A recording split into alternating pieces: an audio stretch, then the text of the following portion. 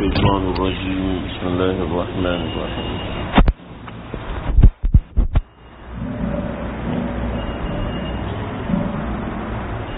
ولقد ضربنا للناس في هذا القرآن من كل مثل ولئن جئتهم بآية ليقولن الذين كفروا إن أنتم إلا مبطلون.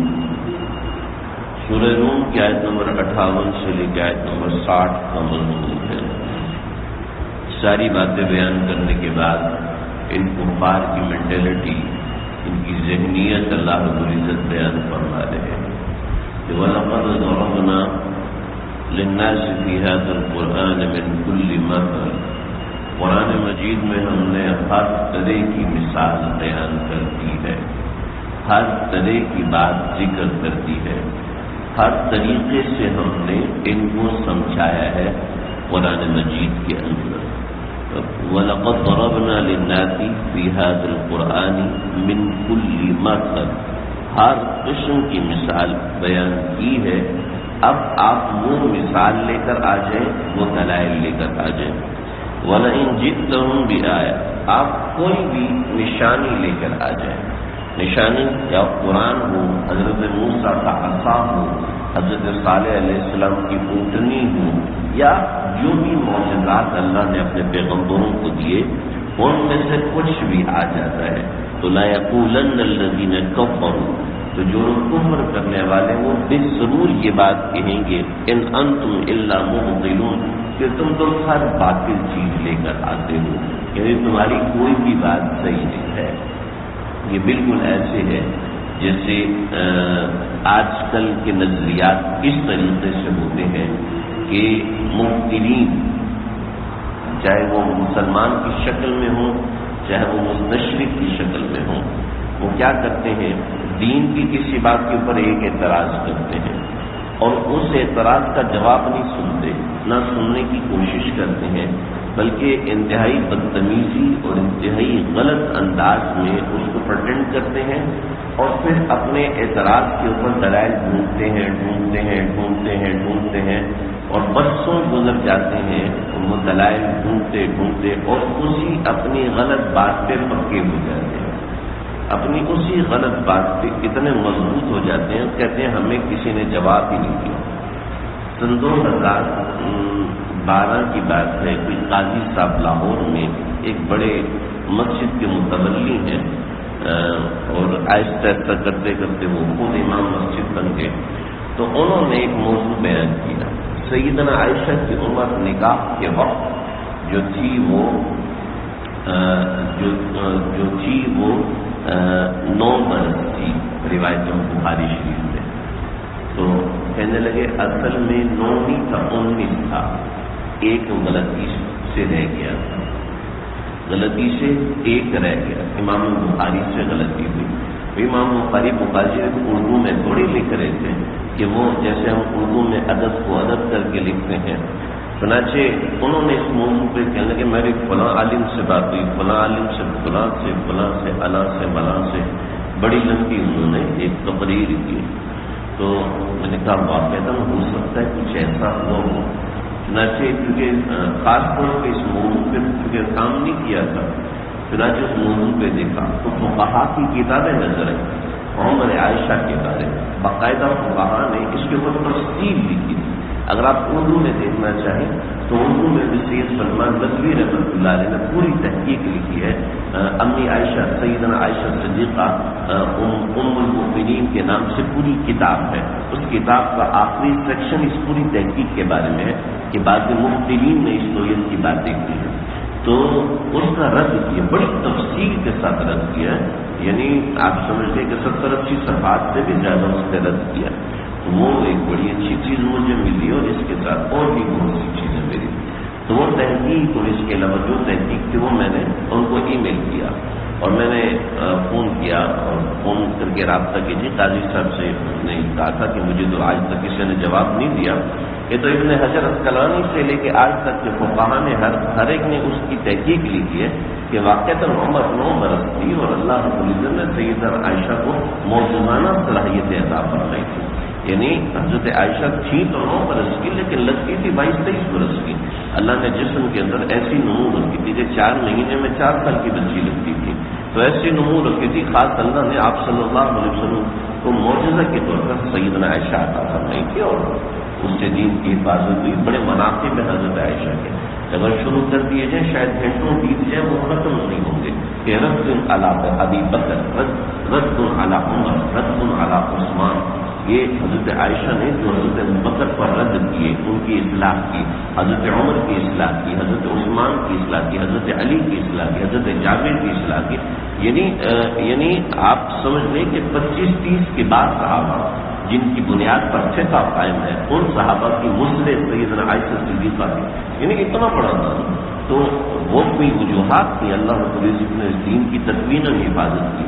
لیکن آپ چونکہ مستشرقین اور کفار کو خوش کرنا چاہتے ہیں تو وہ کہتے ہیں جی 9 برس کی عمر مجھ سے ایک چیز خاتون ترکی کی، اس نے ایک مرتبہ بات کی، تو میں نے اس کو اسلام کی جب دعوت کی تو انہوں نے کہا وہی اسلام جس کے پیغمبر نے اس عمر کی بچی سے شادی کی تھی. تو چونکہ ان لوگوں کو جواب تو یہ دینا چاہیے، لیکن کہتے ہیں نہیں جی غلط فہمی ہے، 9 نہیں 19 برس تھی. تو بھئی ہم اپنے آپ کو سیدھا نہ کریں، جو تحقیقی بات ہے وہ دیکھیں نا، آپ ادھر ادھر کی تعویلیں پیش نہ کریں. تو میں نے ان سے ذکر کیا اور میں نے پوری تحقیق ان کو کافی تفصیلی 100 سے بھی زائد صفحات سے میں نے ان کو بھیجی اور خود ہاتھ سے لکھ کے اور کافی ساری چیزیں. تو میں نے پوچھا کہ جی وہ تحقیق پڑھی ہے؟ جی ہم نے دیکھی ہے. تو میں نے کہا جی قاضی صاحب کو وہی مسئلہ ہے، قاضی صاحب کو وہی مسئلہ ہے. میں نے کیا وجہ ہے مسئلہ کی؟ کسی ایک دلیل کا بھی جواب دینے کو تیار نہیں اور کہہ رہے کوئی عالم دین میرے سامنے آگے کھڑا. تو مسئلہ یہ ہے کہ جب آپ نے ایک تسبیح پکڑی ہوئی ہے اور اس کے اوپر گننا ہے کہ میں نے نہیں مانا، ہاں ٹھیک ہے میں نے نہیں مانا، نہیں میں نے نہیں مانا. چنانچہ مولانا امین صاحب پاڑی صاحب رحمۃ اللہ علیہ نے لکھا کہ ایک مرتبہ ایک آدمی کہنے لگا میری آج جنگ ہے. کیا جنگ ہے؟ بیوی سے کہنا میری جنگ ہے، شرط لگی ہے کہ بھینس کے سینگ نہیں ہوتے، بھینس کے سینگ نہیں ہوتے. تو بیوی کہتی سرکار ہار جاؤ گے، شرط نہ لگاؤ. کیوں جی؟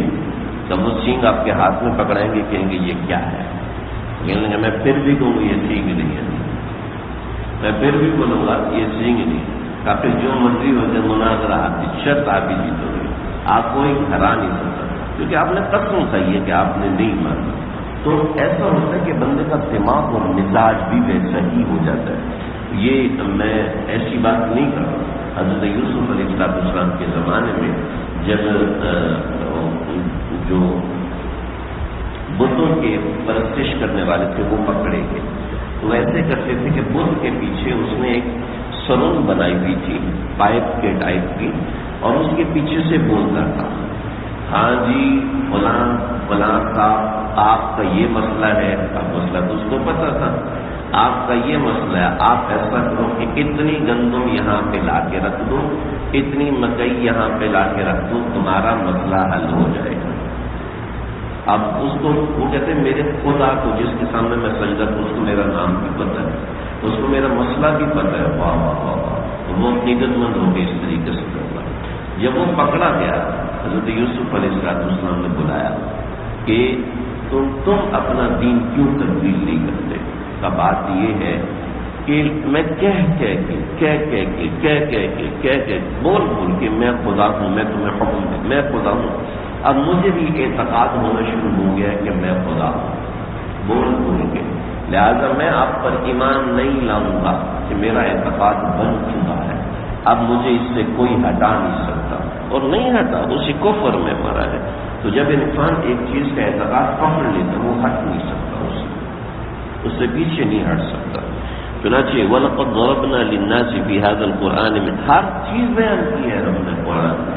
یعنی بنیادی عقائد کے حوالے سے ہر چیز ہم نے بیان کی ہے.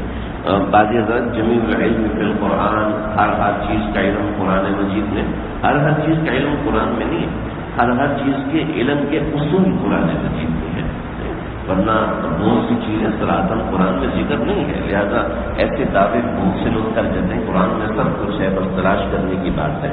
قرآن میں ہر چیز کا اصول ہے، ہر چیز کی فروع نہیں ہے، یعنی اس کی بنیاد بتائی ہوئی ہے.